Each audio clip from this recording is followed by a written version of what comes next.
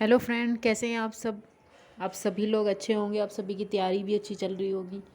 धीरे धीरे लगते रहिएगा आप लोगों का, जब तक आप लोगों का सीटेट का नोटिफिकेशन आएगा नेक्स्ट, या फिर यूपी टेट का नोटिफिकेशन आएगा, तब तक आप लोगों की आधी तैयारी हो चुकी होगी।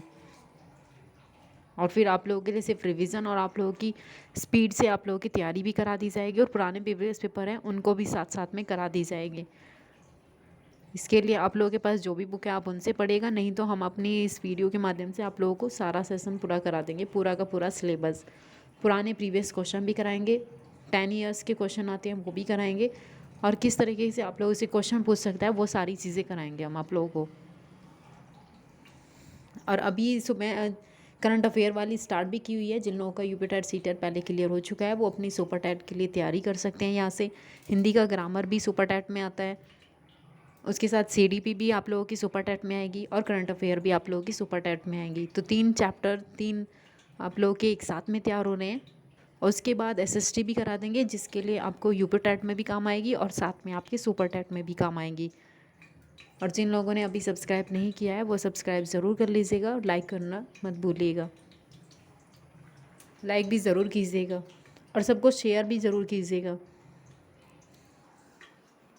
इससे पहले भी हम लोगों ने कराया था, वहाँ से वन वाला स्टार्ट किया, उसके क्वेश्चन सीरीज़ है वो भी ज़रूर पढ़िएगा, वहाँ से आप लोगों को प्लेलिस्ट में ज़रूर मिल जाएगा वहाँ से।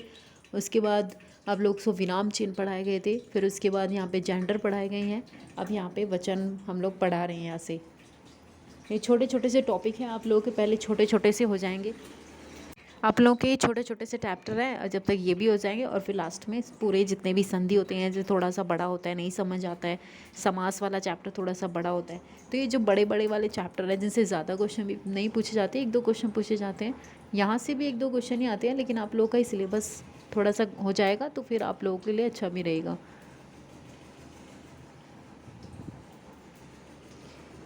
ये क्या है आप लोगों का वचन, वचन को क्या कहते हैं, नंबर। ये आप लोगों ने वैसे ग्रामर पढ़ रखा है, लेकिन हम फिर भी पढ़ा रहे हैं, ठीक है।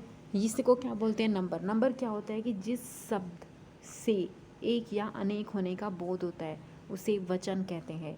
अब हिंदी में क्या बोलते हैं, हिंदी में मुख्य रूप से एक वचन और बहुवचन को मान्यता प्राप्त है।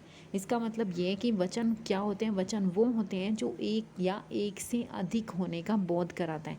अगर एक होता है तो एक वचन होता है, और बहुवचन अगर बहुत सारी चीज़ें होती हैं एक साथ तो वो बहुवचन होता है।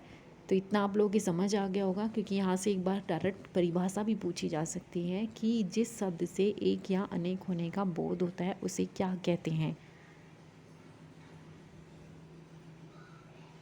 अब ये देखिए यहाँ पे डायरेक्ट परिभाषा पूछी हुई क्वेश्चन है ये, कि जहाँ किसी एक व्यक्ति को इंगित किया जा रहा हो वहाँ एक वचन होता है, और जहाँ पूरे समाज को इंगित किया जाता हो वहाँ बहुवचन का प्रयोग होता है। अगर एक व्यक्ति की बात कर रहे हैं, अगर आपसे बात करता है चूहा, तो चूहा क्या हुआ, एक चूहा है।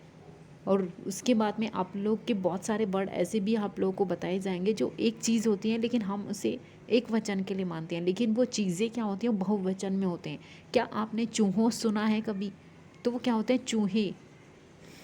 ऐसे क्या होते हैं, प्राण होते हैं। तो प्राण को भी किस वे में यूज कर सकते हैं, क्या वो एक वचन होता है या बहुवचन होता है।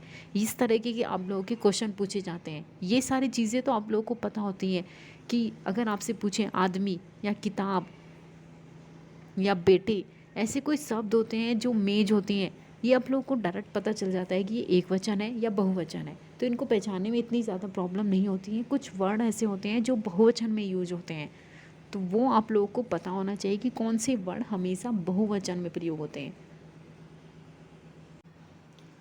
अभी देखिए आप लोग के पास कुछ एग्जाम्पल है, यहाँ पे कुछ उदाहरण दिए गए हैं। एग्जाम्पल भी आप लोगों को समझने चाहिए, पहले आप लोग इजी से जो एग्जाम्पल होते हैं, आसान होते हैं, उनको भी समझना चाहिए।